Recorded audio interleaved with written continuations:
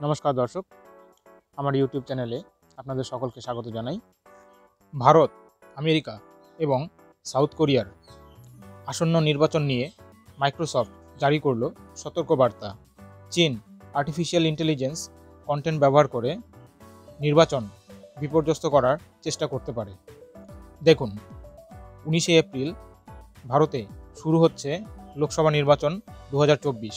এই নির্বাচনে চায়নার বিভিন্ন হ্যাকার গ্রুপ এআই দ্বারা জেনারেটেড বিভিন্ন ফেক কন্টেন্ট সোশ্যাল মিডিয়া দ্বারা প্রচার করতে পারে নির্বাচন বিহেভিয়ার পরিবর্তন করার জন্য। কেবল ভারত নয়, এর সাথে আমেরিকা ও সাউথ কোরিয়াতেও এবছর নির্বাচন অনুষ্ঠিত হবে।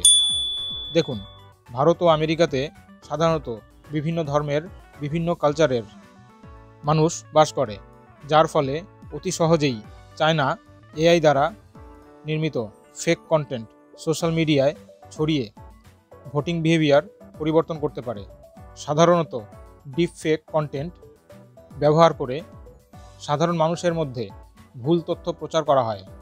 এক্ষেত্রে সাধারণত কোনো ব্যক্তির, বিশেষ করে কোনো সেলিব্রিটি বা কোনো পলিটিশিয়ানের ফেস, ভয়েস ব্যবহার করা হয়।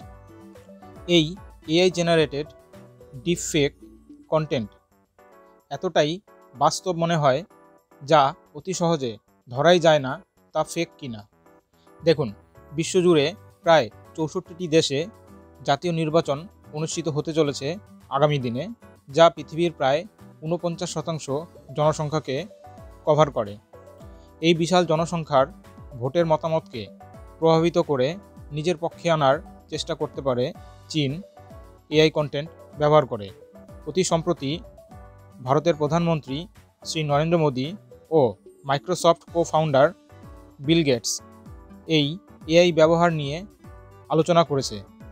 ভারতের মতো এই বিশাল জনসংখ্যার দেশে আর্টিফিশিয়াল ইন্টেলিজেন্সের মিসইউজ নিয়ে তারা চিন্তা প্রকাশ করে। তবে এর একটা সমাধান হতে পারে ওয়াটারমার্ক।